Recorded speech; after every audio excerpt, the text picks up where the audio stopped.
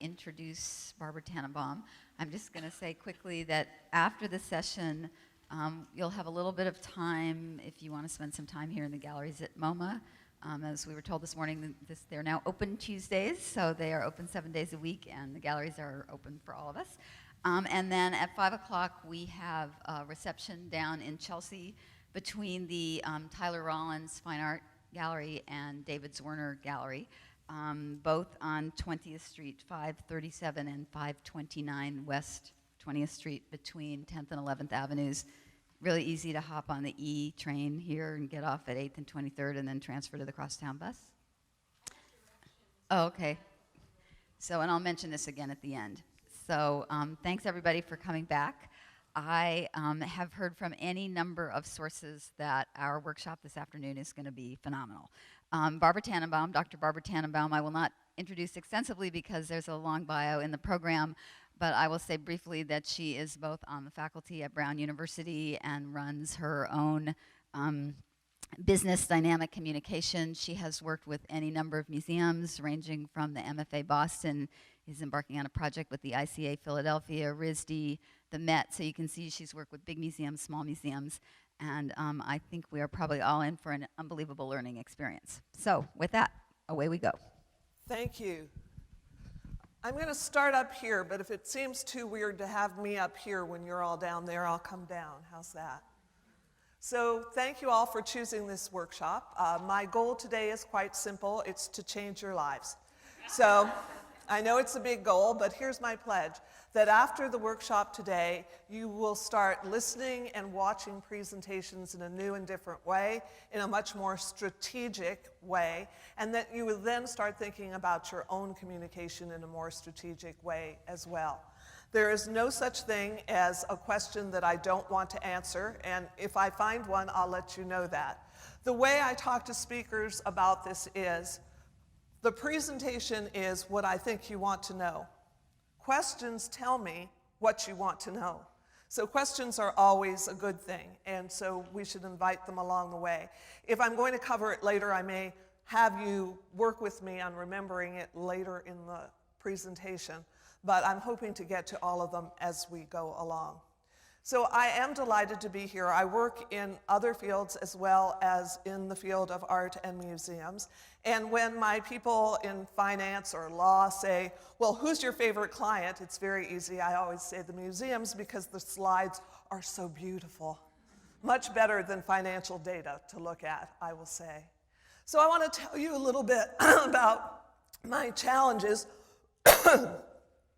in speaking to curators, which started when I first was hired to work at MFA Boston. Well, the first time I worked at MFA Boston, I was working with the development office, and that was great. And then when Malcolm took over as director, the timing was amazing because there had been a benefactor who had heard a curatorial talk, and she was quite dismayed at the quality of the talk, and hence donated money to train all of the curators. And that fund lives on after her, and it replenishes every few years, and I'm delighted to be able to go back and do the work. So the good news was that I was invited to the museum and that there was a benefactor, and since it was the week that Malcolm had started, he said, well, why would you start with the curators? Why wouldn't you start with me and my staff? And then I did that, and then it was time to work with the curators.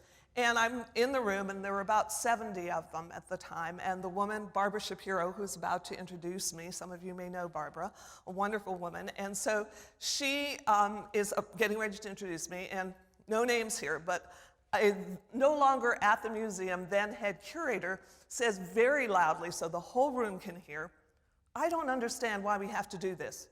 This isn't so important. To do this only because someone gave us money. I mean, well, if it was such a good idea, we should have done it without the money. And then he screams, to do this only because we got money, beat, that's prostitution, he said. And I thought, and what does that make me? So the good news is, as she said, it took me about 10 minutes to work with the group and win them over, because I had two things that helped me and that presumably will help me this afternoon too. Number one, not to stereotype, but basically you are also, as I am, an academic. You've studied hard, you've learned a lot. There's so much information that the quest isn't usually what to put in, but the quest is what to leave out, and how to do that in a way that is thorough, yet not all-inclusive, because we are always quoting out of context, right? Unless I give you the whole context, it's out of context. What I need to be careful about is contrary to context.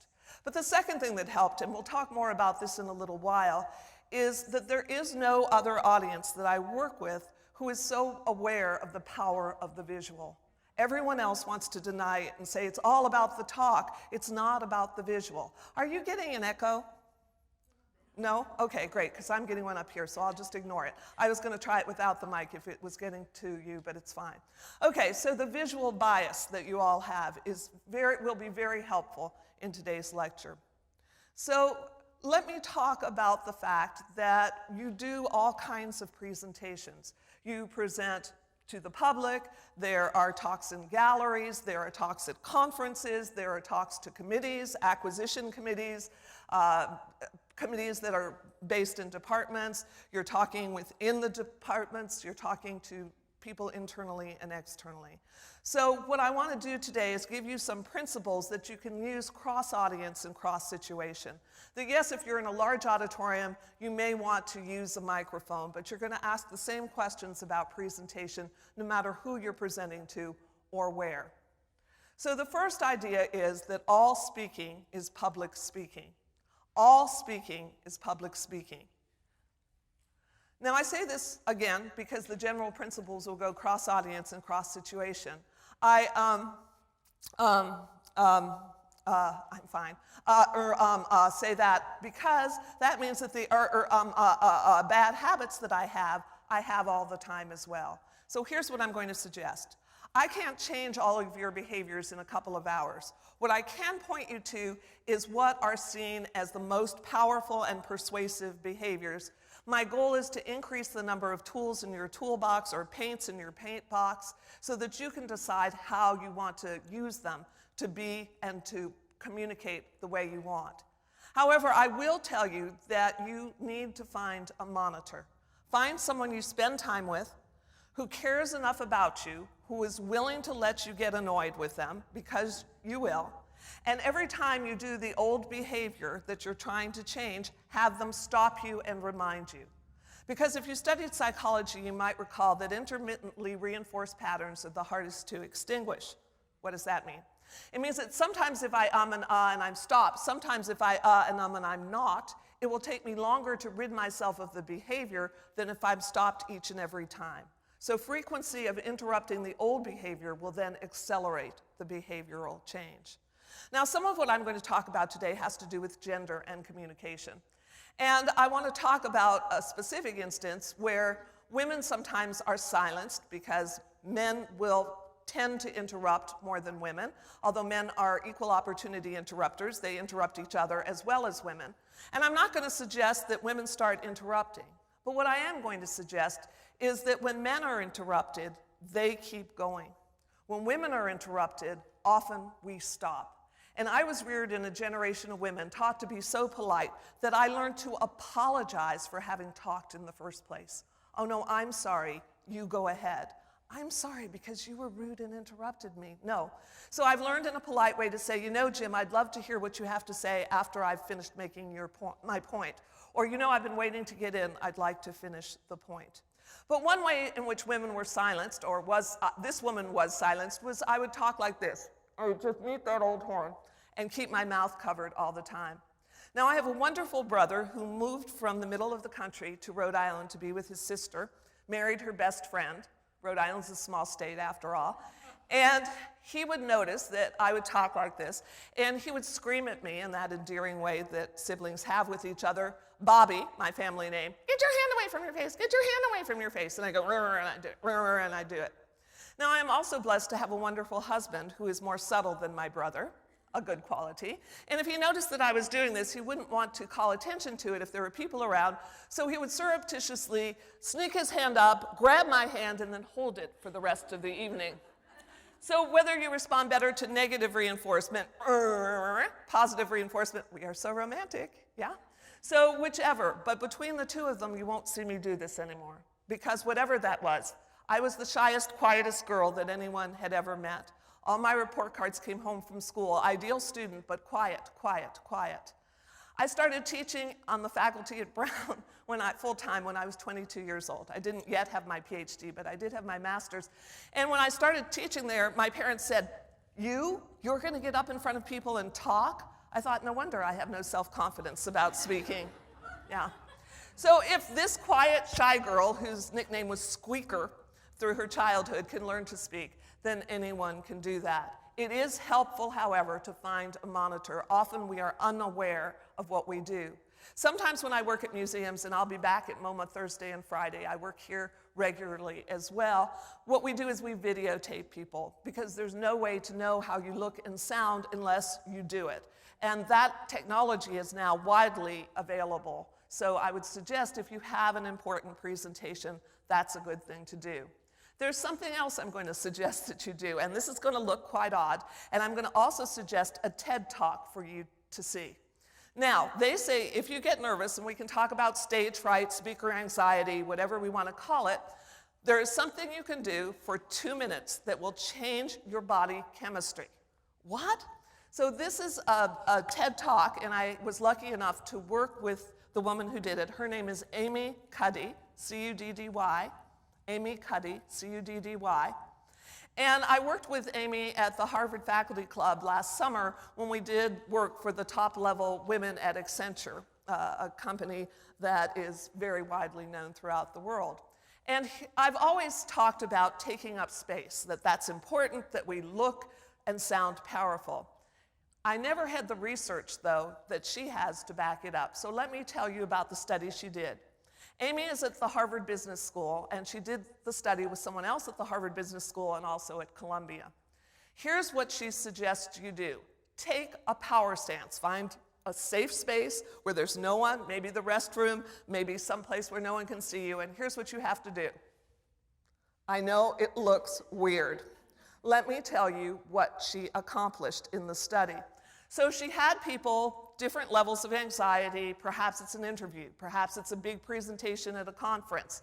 She had people either do the power stance or to take up less space, right? And you can do a power sit as well. After 2 minutes, they measured saliva, and here's what they found.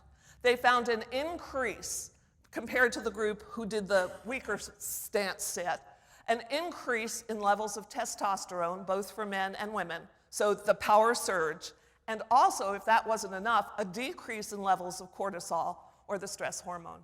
So we can actually trick our bodies hormonally if we are willing to take up space and to feel powerful. That self-talk may be helpful. The self-stance may be even more helpful as well. So let's talk a little bit about those nerves that some of us get and thinking about them. Number one, fear of speaking in public is the number one fear that people in the US have. Higher on the list than fear of death. Or to steal a Seinfeld joke, that means that when I'm at the funeral, I would rather be in the coffin than doing the eulogy. Now, I know that sounds extreme, but I have dealt with extreme. I had a woman who was the head photo editor at a large urban newspaper. She called me and she said, Barbara, I need your help. I have to give a lecture at a conference about how to select the picture to illustrate the story. I'm thinking, you've been doing that for years. You're so good at this. You're the top person at this large metro paper. She said, well, I'm calling you because yesterday I was in my car and I thought, if I have an accident, I won't have to do the presentation. Frightening, frightening. So number one, it's the number one fear people in the US have. Number two, few people will notice. Somehow we think we broadcast nervousness, and we don't. People who know us well can tell if we're a little bit off, but rarely will anyone else know. My father could always tell by looking in my eyes when I had a fever. No one else could see it. My father was neither a physician, nor was he my biological dad. I'm an adoptee, and I went on to adopt children. So afterwards, I'll stick around for questions. If anyone wants to talk about any of that too, we can as well do that. That was my first choice, to adopt children. And I was lucky, again, to have two who have both now graduated from college and are employed, so I'm excited about that. So he could always see me. He could see subtle shifts, but most people don't see them. So there's no reason to broadcast that you're nervous. Don't say, well, or I'm not feeling so well today, or I forgot my notes. We don't want the backstory. We don't want to know what we're not getting. We want to know what you can give us. Another way of thinking about this is that when we get those physiological symptoms, the heartbeat, the rapid heartbeat, maybe the sweat, all of those kinds of things that we might label as speaker anxiety, we need to relabel them. This is Stanley Schachter's work as a social psychologist out of Yale, where he says what we do is we feel a generalized level of arousal, and then we look around us for the cues that tell us what we're feeling. So fear and anger look a lot the same physiologically. We might get flushed, rapid heartbeat, all of those kinds of things. So rather than I'm feeling so nervous, I'm feeling excited.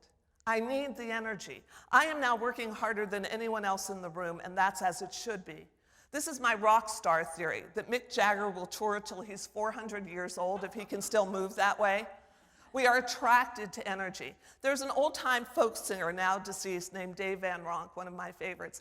And I used to hang out at Dave's concerts, and he said that the one concert he ever gave that was not good was the night he was not nervous. There was no energy between him and the audience. So we need to learn to relabel it. Energy is a good thing. Say I'm about to run a race. I'm at the start. I'm waiting for the signal. Same physiological symptoms, and I go, great, I'm going to need the energy. I get up here, same physiological signals, and I try and pull away from it. I put myself into a state of physiological confusion.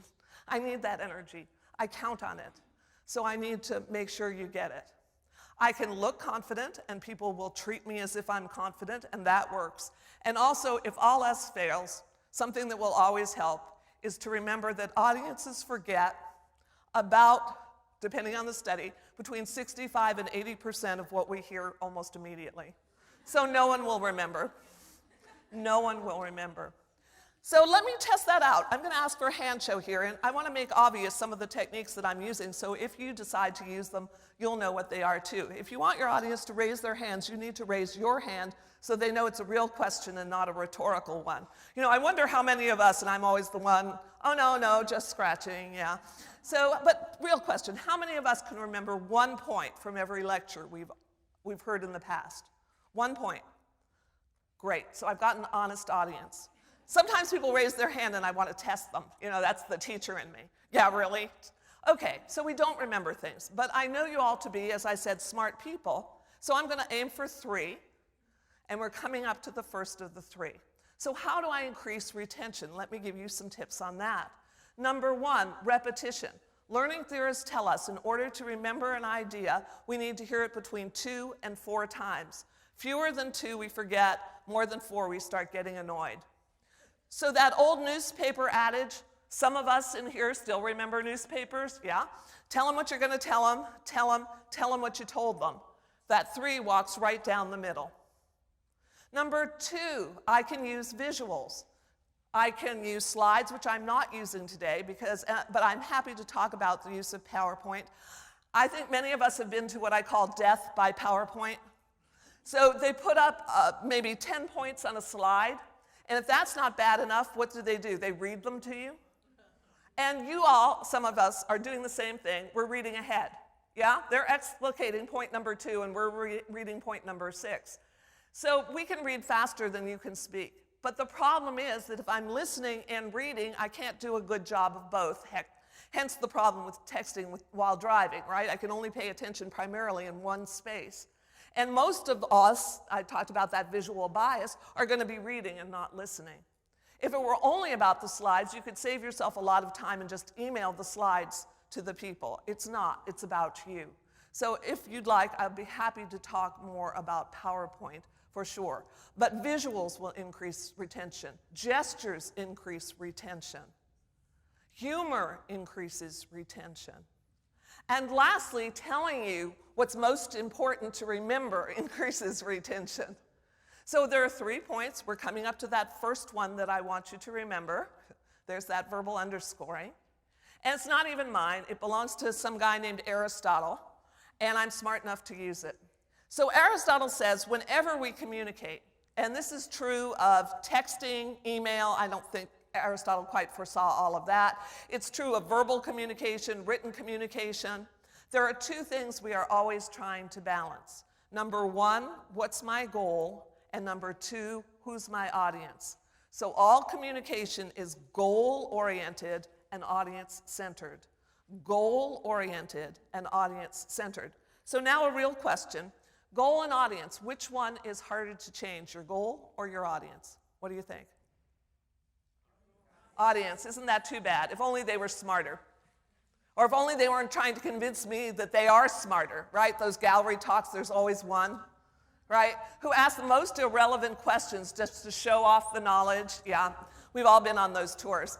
So, but generally, goal and audience, the audience is the hand that I'm dealt. I can think strategically how to play out the hand, but rarely do I get to say, I don't like this hand. I'd like a new committee for acquisitions, thank you. I'd like a new director or a new department head or a new whatever. No. The card is what it's dealt to you. The audience is who they are. So we have to meet them where they are rather than where we want them to be. We have to meet them where they are rather than where we want them to be. And in order to do this, let me present the Tannenbaum corollary to the Aristotelian observation. Aristotle was great. Even greatness can be expanded. And that is, therefore, we need to talk to our audience in values and beliefs that matter most to them, which may or may not be the values and beliefs that matter most to us. Now, I know this sounds quite controversial. Has this woman no ethical backbone? Will she tell people only what they want to hear? Absolutely not. However, I need to start thinking about what values you have to make things work for you. And I promise, the only acronym of the day, and hopefully you'll all be able to see it, it's WIIFM. It stands for What's in It for Me. What's in it for me? Me being your audience. So you might recall, I started today by telling you I would change your lives. I would have you start thinking about communication in a new way, the what's in it for me. Now, I'm not someone who believes that you start a speech with a formula. First, tell a joke, then do this, then, however, having said that, two things to always do at the beginning of any presentation. Number one, establish your credibility. And here I was lucky enough to have someone else do it for me. And that's preferred. Introductions are more valued if someone else introduces you than if you brag about yourself. So, number one, establish your credibility. How do you know? And number two, the what's in it for me. Why should I care? So, how do you know and why should I care at the beginning of a presentation? Don't assume that everybody wants to know. Don't assume that everybody knows about you. So now I want to illustrate the what's in it for me. Do we have anyone here from MoMA? No, okay, well then I will tell a MoMA story. Not a bad one. Okay, so I've been doing work at MoMA, both with curators and with other people as well. And I had people do practice presentations for me. And one of the presentations was from the head of IT. And I said, okay, what are you going to present today? He said, I've got it. In 2 weeks, I'm presenting something in front of the whole museum, and I want to practice it. I said, that's great. What are you presenting? He said, we are switching MoMA to Gmail. Now, people hate change. And I don't know how many of us in the room use Gmail. Brown switched to Gmail, which was one of the big arguments in selling it to MoMA. Brown loves it. I would say that there's a generational thing here. The faculty hate it, the students love it, but we'll all get used to it. So I said, okay, what's your WIIFM, or your what's in it for me? Got it covered, Barbara. We're going to save the museum money. Okay, I just let beat go by. I said, you know, I don't mean to be somebody who's presumptuous here, and you know more about your job than I do, but do you think that people who have jobs in the museum, that that's their top priority? Because they're spending lots of money to acquire art, to have exhibitions and all of that. So I have two suggestions. The first one would be operationalize it when you're talking to the curators. We're going to save money in technology so we have more money to spend on exhibitions, so we can borrow more art, so we can acquire more art. I said, but I think I've got a better thing, a better idea of WIFM for you. He said, what's that? I said, I'm not a technology guru, but my understanding of Gmail is huge storage. Do you think that curators sending visual files might appreciate huge storage? He said, that's it. 2 weeks later, he starts with, I've got great news. We've been listening to your needs, and we have found a way to get you more storage. Rather than the, we're cutting back, everyone who doesn't have a secure job is worried, yeah? Right? So again, thinking like your audience rather than thinking like you. For him, the cost savings was important, and certainly it's important at the museum. I don't mean to denigrate it. But I do mean to say that that's not going to be the exciting thing that people are going to be talking about after the meeting. Great news, we're cutting back, and we have to learn a new system. Let me give you a couple of other examples of what's in it for me. We're in New York City subways. They're cleaner than they used to be. I grew up, I was born in Paterson, New Jersey, and adopted by a family who lived in the metro New York area. For years, they've tried to get people not to throw trash in the subways. And what was the what's in it for me? Have pride in your city. Well, there are some cities in the world where pride in your city will work. I worked this summer for Google in Singapore. Pride in your city will work in Singapore. That and some heavy enforcement, let's just say that, right? If in Singapore the subway is 6 seconds late, they investigate. In New York, you're lucky if it shows up sometimes, right? So, okay, so it wasn't working so well in New York. It probably would work also in Seattle. I don't know if we have anybody here from SAM or the Seattle Art Museum. But in Seattle, when I'm about to cross the street, if the green walk sign isn't on and my foot goes anywhere near the edge of the curb, everyone looks at me like scofflaw, right? In New York, they push you. You probably noticed that if you're waiting too long. So different set of values in terms of pride in your city, perhaps. More recently, I saw one of the signs in one of the subway cars. I will paraphrase. It said, do not throw trash. It will end up on the tracks. That will cause a fire. You will be late to work. Someone finally got the what's in it for me. And Washington, D.C. subways, they also care about keeping them clean. So what's the what's in it for me in D.C.? Do not throw trash. We don't want rats like they have in New York City. How to get women to breastfeed infants, women, infants, and children, WIC, a PSA public service announcement in New York. Breastfeeding your baby is not only better for the baby, it burns up to 500 calories a day. What's in it for the mama? Right? Now, I hate to think that infant health and losing a couple of pounds is equal, but I'm sure that they've done research, and they have to think about what's going to motivate the audience that they're appealing to, rather than here are the facts that should be significant. So I'm going to stop now and ask, are there any questions on that first general idea I want you to remember? Goal and audience. If I'm expecting a phone call at 3 o'clock, I never pick it up on the first ring. I pick it up on the second ring. I don't want to be rude. But that first ring, I'm thinking, okay, what's my goal and who's my audience? Is my goal to get another phone call? Is it to apologize? Is it to work on a proposal? Whatever it might be. But everything needs to be goal-oriented. And I said before, a lot of this goes cross-media. So I'm not sure about all of you, but I do not, I'll publicly admit, open all of my email every day. I get lots and lots of email. So how do we decide what we open? Well, first it's who it's from. Yes, that will always get me to open it if it's from someone important. But the second one is the subject line. So I'm going to suggest put the what's in it for me in the subject line. It will get people to open it. I am much more likely to open one that says, speaking engagement at Chanel in Paris, which I've done for 2 years in a row, yeah, than another thought. Yeah. Right.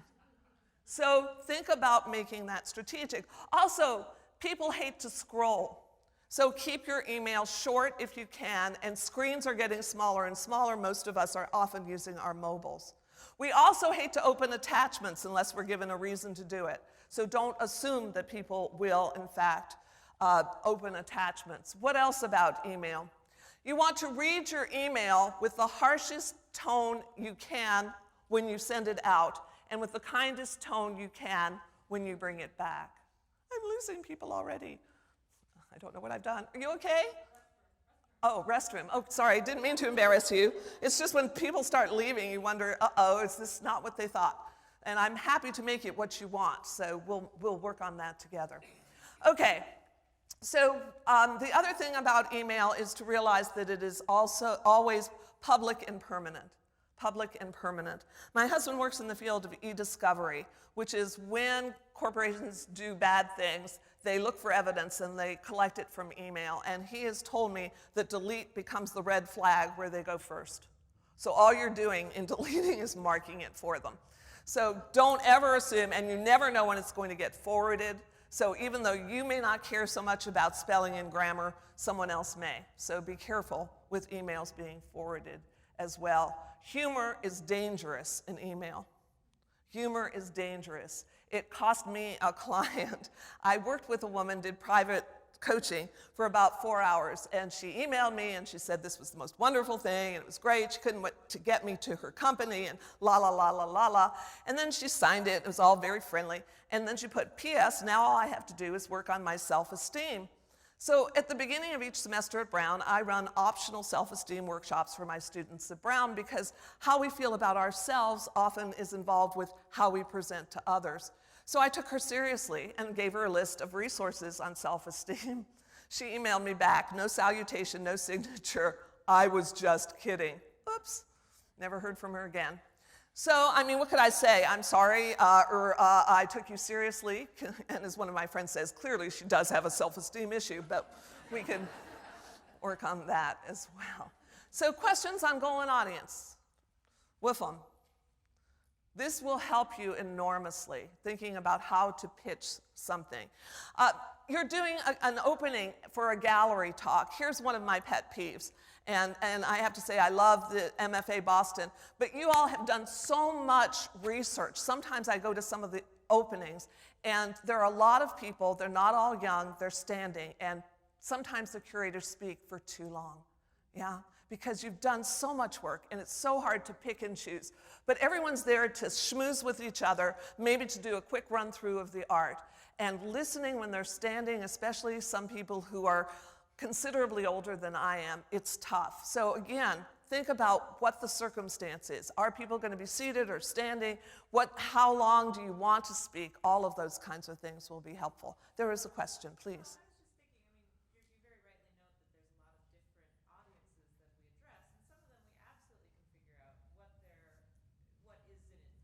Yes. For a committee, a collection committee, so forth. General audiences, we get 1.5 million visitors a year. I can't easily anticipate the range of responses. So do you have any suggestions on sort of broad categories or Sure. sort of how to frame it in terms of what's in it for this audience member when it is perhaps dramatically different across even one group? Did everyone hear the question? So what to do with multiple, huge audiences that are not so easy to, if you will forgive me, stereotype, yeah, in terms of their needs. So in that case, the best thing to do, if you can, is multiple WIFA, or whatever the plural of WIFM would be, right?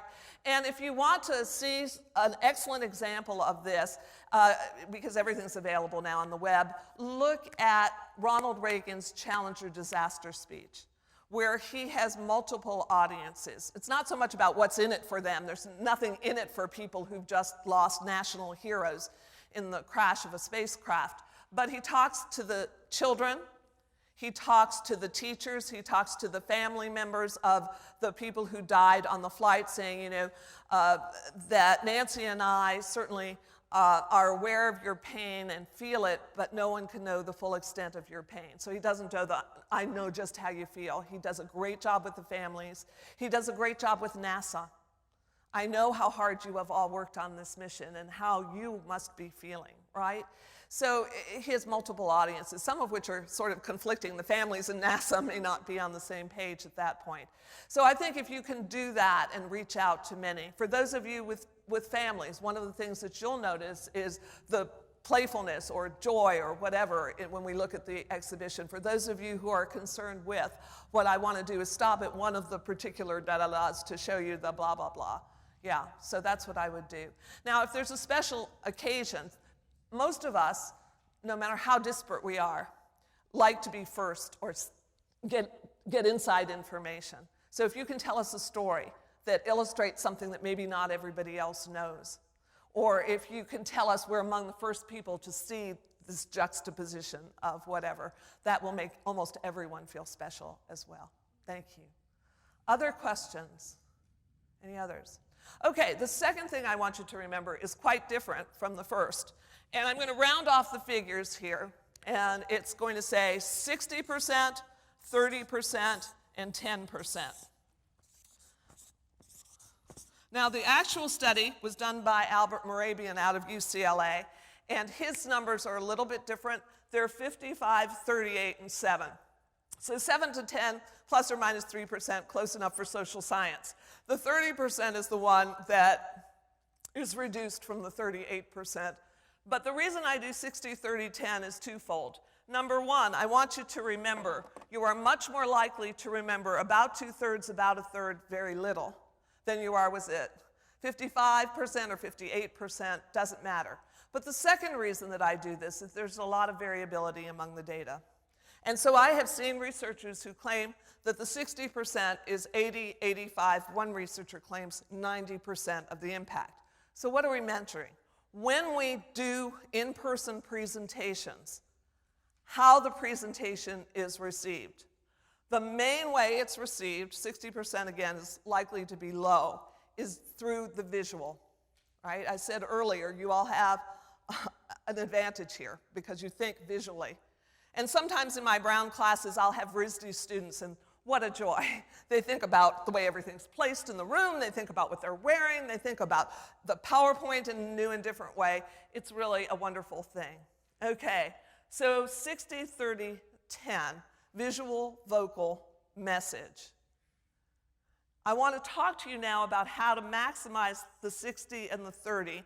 I don't presume to be able to work with you so much on the message.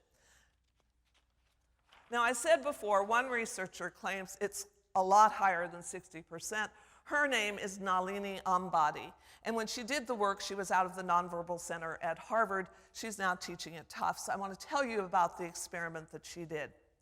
She took subjects who I'm going to assume were Harvard students, and she showed them videos of graduate student TAs or teaching assistants teaching. They either got 3 10-second exposures, 3 5-second exposures, or 3 2-second exposures. So from half a minute down to as little as 6 seconds. She then administered a 20-question evaluation form. How smart is this teacher? How well organized is this teacher? How good a teacher is this teacher? She virtually got no statistically significant difference among groups who'd seen as much as half a minute, as little as 6 seconds. Okay, so what does this tell us? 2 things to note. Number one, she showed the visual with the sound turned off. So only the visual, no sound at all. But here's the kicker. Number 2, she then compared those evaluations done after as little as 6 seconds, no sound, with other student evaluations who had had those same TAs for a whole semester, and they were virtually identical. Virtually identical. So there's something in that first encounter when you meet someone that sets the tone, that first impression. First impressions are lasting impressions. There's no such thing as a second chance at another first impression. And if you believe the Wall Street Journal, it takes 8 positive interactions to make up for 1 negative interaction at the beginning. So there's a lot. If I'd come in and said, today I want to teach you how to be more powerful, probably not as credible. So what I want to do is teach you how to look and sound confident, and then lo and behold, it will grow, I promise. And one way to practice is volunteer to introduce a speaker. And I had a lovely introduction, so this is not in any way reflection on my introduction today, but why volunteer to introduce people? Number one, the only thing you can really do wrong is get the name wrong. Yeah? If you got the name, you're largely on your way. Number two, by definition, it should be short. I think we've all been to introductions that go on and on and on, and everyone's thinking, yeah, too long. And number three, if we're honest, few people listen to the introduction. Most of us are, okay, let's get to the speaker. So relatively low risk, short, get the name right. It's a great way to practice and to reduce some of that anxiety that you might get. Okay, so number two is 60-30-10 that I want you to remember. Number three, and I gave you some hints about this. Anyone know the best predictor of who will win an election between two male candidates? It's only 2013. We don't have data yet for women. Who's taller? So guys, size does matter. Now, having said that, it's not how tall you are, but how you use space. And those of us who are now in New York City know that we have a mayor in New York City who's not tall but takes up a huge amount of space. He's everywhere. He's got energy everywhere. We in Providence also have had a series of shorter mayors, one of whom is now out of jail. Very friendly name. His name is Buddy, right? And rumors have it, now that he's out of jail, he's going to run again. But we don't know. I wouldn't put it past him. He ran again after he pleaded nolo to assault, where it was documented he and his wife were getting a divorce, and he had a police officer come over, the guy his wife was dating, hold the guy down, put a lit cigarette out in his face, hit him with a fireplace log, peed on him, and then pleaded nolo. And then guess what? He got reelected. So we never know in Rhode Island. But he takes up lots of room, Buddy does. And if you miss him, and he's always everywhere, and he's a radio show talk host now, radio talk show host, I've got it now, but he also has his own marinara sauce. I know this sounds odd. So his picture is in every supermarket. Brilliant marketing, absolutely. So how do we learn to take up space? And we talked about this. I'm going to suggest, and of course in some cases it's always appropriate, if appropriate, stand to do all of your presentations. If appropriate, stand to do your presentations. Now, I know that in some cases there are cultural norms that come up in museums, whereas we've always done it this way. When we do acquisitions, we're always seated because the committee is seated. And so I've been working, especially at MoMA, with people who are doing acquisitions, preparing to do talks for acquisition committees.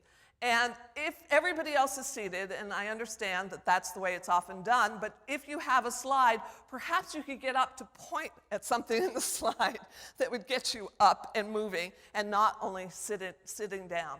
So why do you want to stand, if appropriate?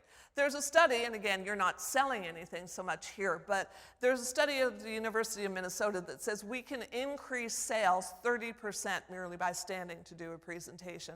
Now, I know, again, you're not, although some of you may be in museums, not you yourselves, but I know there is marketing in museums and museum shops and all of that. So I don't mean to say that museums don't sell. But I am saying, I use this to say that it's that much more powerful.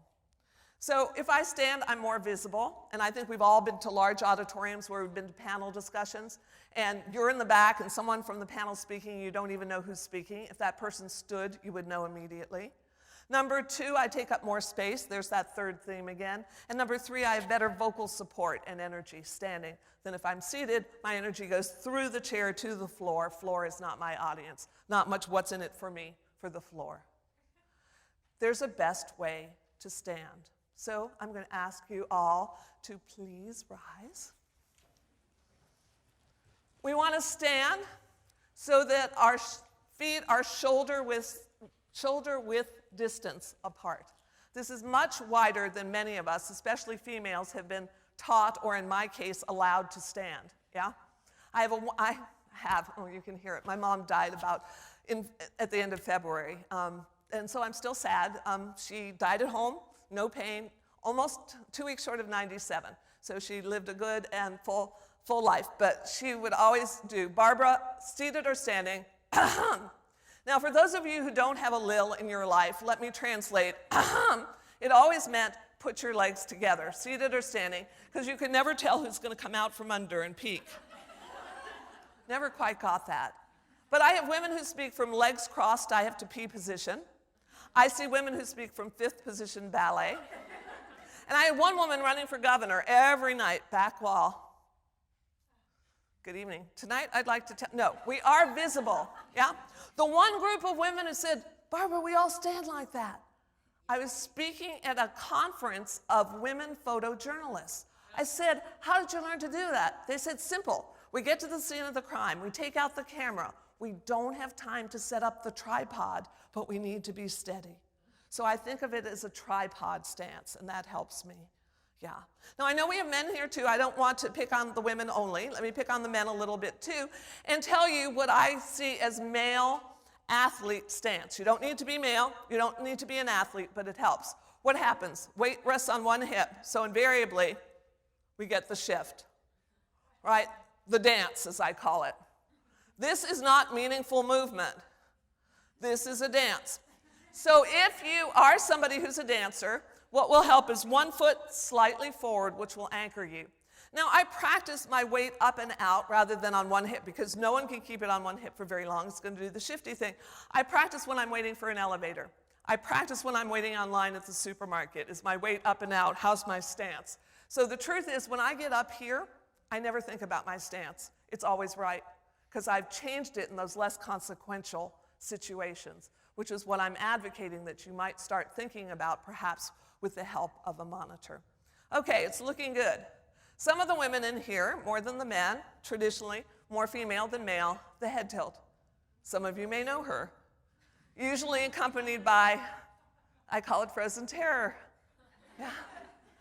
Well, this is hard because strong women are often reviled in the press, sadly enough.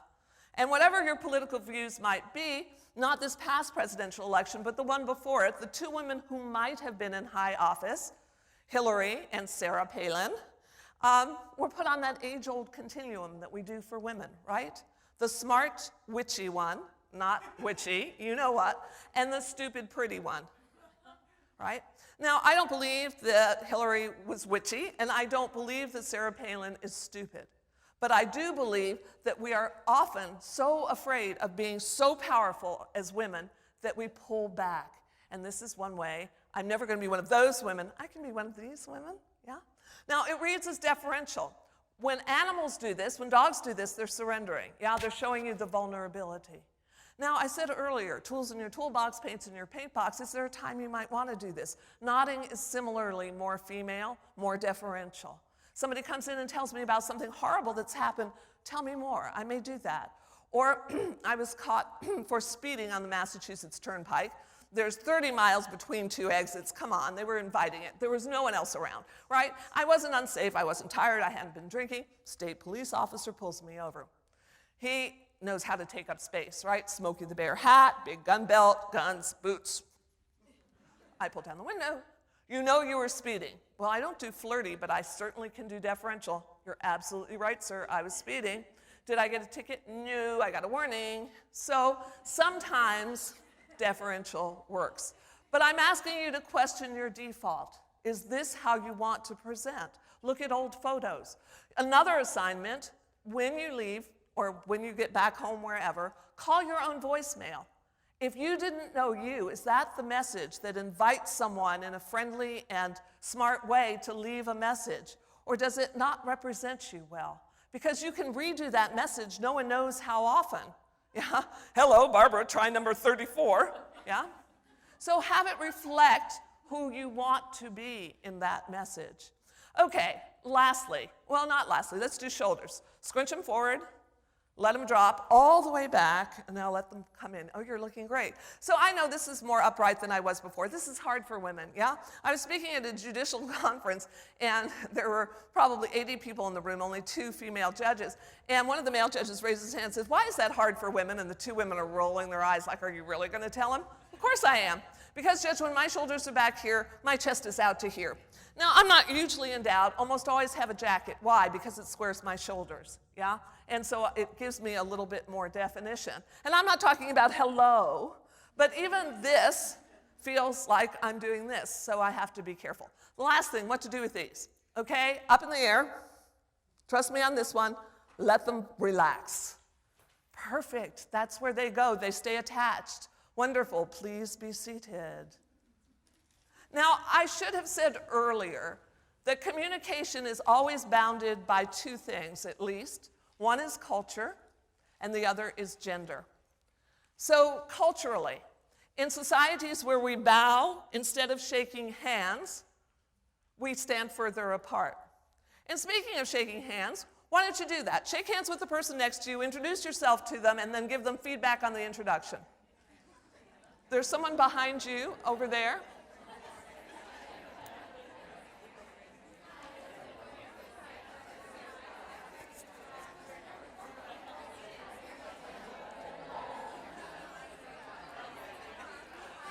Okay. Okay, no cheating. No cheating. I want hands up in the air only if you are 100% sure of the eye color of the person you just met. 100% sure of the eye color. Look around. I see 4 hands. 4 hands. What does that tell you? That we got the presidential handshake. Hello? Right? Now, I'm not saying you need to do the cat stare, but at least once when I meet someone, I check for eye color because it means at least once I have looked them in the eye, and that's human connection. Yeah? So it starts from the beginning. When we meet people, whether we meet and greet them as they're walking into the museum, whether we're doing a tour and someone says, I want you to meet so-and-so. So at least once I look them in the eye. Again, I don't have to stare. And when I'm talking to audiences, it's sometimes too much for me to look people in the eyes. So I look at that metaphorical third eye. It's close enough. You think I'm looking in your eyes, but it gives me enough distance to think that I don't get pulled in. You want web to web on the handshake, not hold my fingers, they're so I can't hold them up. Sometimes men say to me, should I shake a woman's hand any differently than a man's? No. We have the same number of fingers. We have hands, yeah? 2 pumps max. After that, you must let go, or you'll seem like a stalker. Yeah. And you could do the Bill Clinton, where he shakes your hand, puts his hand on your shoulder, and goes, I'm so happy to meet you, right? Now, he loves being adored, yeah? And so he loves the fact, and he'll just look at you and make you feel so special. So think about from the beginning. If you, like me, have a hard time remembering names, yeah? Maybe it's just because there's so many names in there. Storage is hard now. The sooner you repeat the name, the more pardon me, the more likely you are to remember it. So if I say to Rita, hi, I'm Barbara, and Rita says, I'm Rita, and I say, so good to meet you, Rita, then I reinforce the name. Now, any of this can be overdone. I had a client who paid for a first-class trip across the country, and I sat next to a dean at the Harvard Business School who obviously knew this. And so it's, well, Barbara, what do you think we'll get for a meal, Barbara? Because you know, Barbara, we still get food in first class, Barbara. What are your favorite foods, Barbara? And on and on and on. And I felt like saying, stop it. I know my name. You know my name. Stop it. Yeah, so anything can be overdone.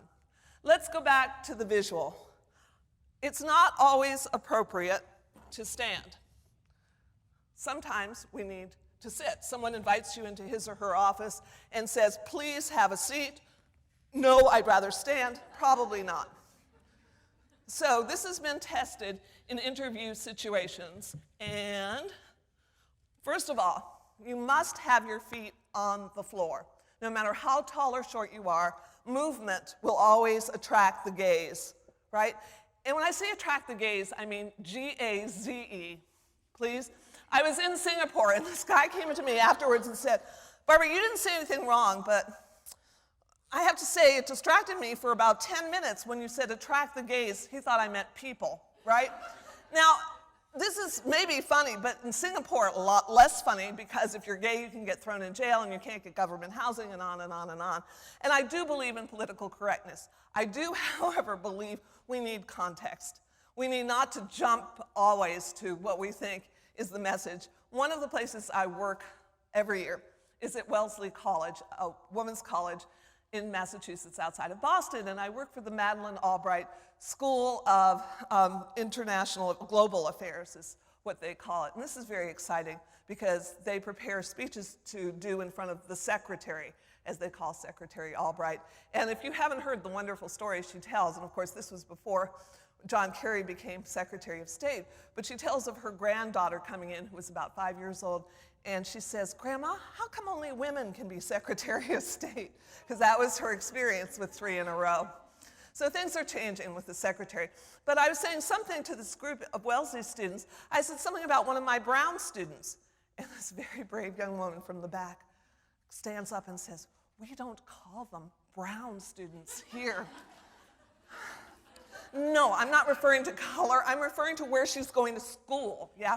So again, political correctness, good, but let's not be so sensitive that all right, so control the gaze without the movement, okay. Many boardrooms, when I'm presenting, I am the first person there, and they have adjustable chairs now. So I adjust my chair as high as I can make it, because it's a good thing to take up space, yeah?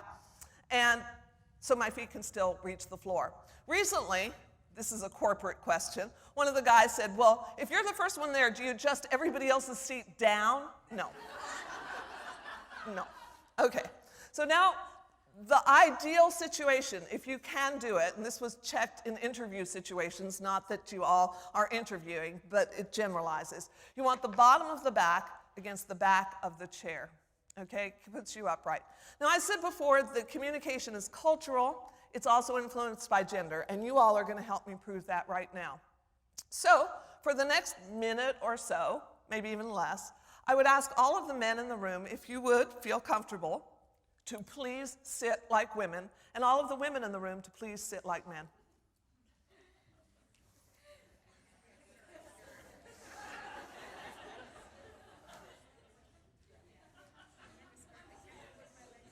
Good. Okay, get to where you're comfortable. Anyone want to say anything about the experience? I made this exercise up. Other people have asked permission to use it. Now they're doing it with middle school girls, too. And I was working in December and January in India. And I have to say, I was working in Delhi. It was quite a time to be in Delhi after the rape and murder on the bus. And I asked the high school students, I did work with a company over there, a construction company, but also with several of the schools. And I had a class of high school students, and I asked the boys and girls, young men and young women, to sit like young men or like young women to do the other. And there were 2 women in the front row, 2 young women, and the one all the way to my left wanted so much to expand in space. You could see it because she got teary. And you can hear it. I could see her tear up, and she's smiling, and she's nodding at me like, I want to do it, but I can't. And then there's this young woman next to her who relishes in doing it, and then she raises her hand and she says, when I sit like that, I feel like I'm sitting like a king. And I thought of all the artwork of people on thrones. They're not sitting like this, yeah? So what did the women do when I said sit like men? Expanded in space. Gosh, that's a lot more comfortable. Yeah? And what did men do when they sat like women? How little space can I possibly take up? They did what I call the hoo-hoo. You won't see it in an academic journal, I made it up. But how little space can I possibly take up? And then men will sometimes say, that's so uncomfortable. And I say, try high heels, yeah? And try shapewear. What? Shapewear. You know, my generation got rid of that stuff, or so we thought, and now women are wearing 2 pair. Well, we could have that discussion at another time. Okay, all right. So, but how do we learn to take up space in a world that tells women not to? One of the things that women often do is we cross our legs this way. Well, what's the problem with that? Right now, I'm looking directly ahead. As soon as I cross my legs, I'm no longer directly ahead. I'm skewed. Number 2, I take up less space. And number 3, I learned this from my biology students, those red spots that some of us get when we cross our legs, blood pooling leads to varicose veins. Not such a good idea. But sometimes, especially my young women, I teach only seniors at Brown. There's a 3-year wait list to get into the class, so they all end up being seniors. My young women will say, but Barbara, I have to cross my legs. My skirt, it's too short. And I always say, big news flash. If the skirt is too short here, it is also too short here. It doesn't get any longer. It depends on your goal and your audience, right? You decide where you want the focus. Now, I know I've been picking on the women. Let me, again, do equal time and pick on the men and demonstrate for you a way that men often sit. It's the leg across the lap, which I find to be more comfortable than the hoo-hoo, actually. So what's the problem with this? I have a good friend who's an anthropologist, well known, he's on NPR a lot, and Bill says that in anthropological research, they call this the crotch display. I'll let you decide if that's what you want to communicate. But please, guys, if you do sit like this, two things.